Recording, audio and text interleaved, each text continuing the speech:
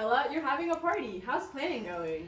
I'm stressed. I don't know how I'm gonna keep my drinks cold. You should buy a bag of ice. The square is my favorite shape.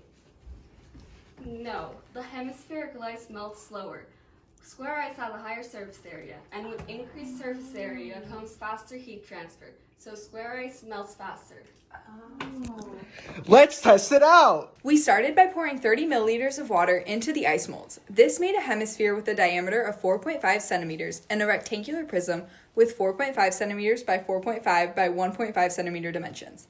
We calculated the surface area to be 31.8 centimeters squared for the hemisphere and 47.25 centimeters squared for the prism. We then placed the molds into the freezer, keeping them level and undisturbed until the experiment began. To reduce the time that the ice was in room temperature air and prevent melting, we removed the ice from the molds and stored them on a plate in the freezer.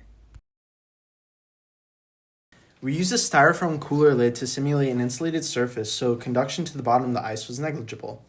This also stimulated the use of a styrofoam cooler to keep Ella's drinks cold. We drew black squares on the lid to make the melting easier to visualize.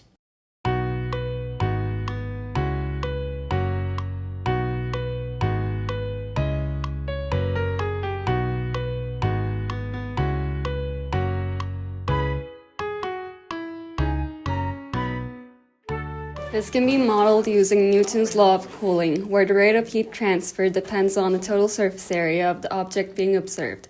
In this case, we excluded the bottoms of the ice shapes from their total surface areas because they are resting on an insulated surface and are not contributing to the convection.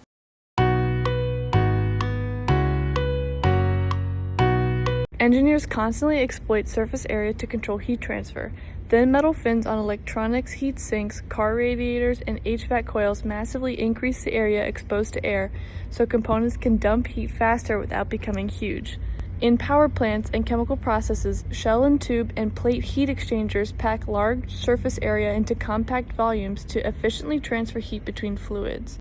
Even engine blocks, refrigerators, and battery packs are designed with ribbed, finned, or corrugated surfaces for the same reason: more area, better heat rejection or absorption.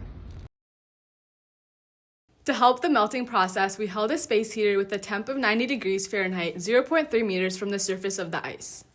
Our results are as following. For trial 1, the time it took for the cube to melt was 18 minutes and 35 seconds, and the hemisphere took 23 minutes and 11 seconds. For the second trial, our square-shaped ice took 23 minutes and 21 seconds, while our hemisphere took 25 minutes and 47 seconds. And for the last trial, the square took 18 minutes and 4 seconds, and the hemisphere took 19 minutes and 36 seconds.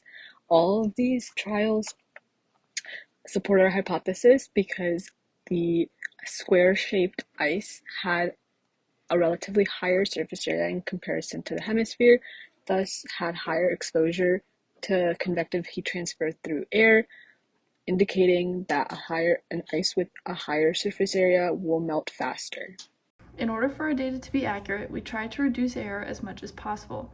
To summarize, we tried to reduce error by keeping the space heater at a consistent temperature and distance from the ice, starting the timer and space heater very soon after the ice is taken out of the freezer and placed on the cooler lid.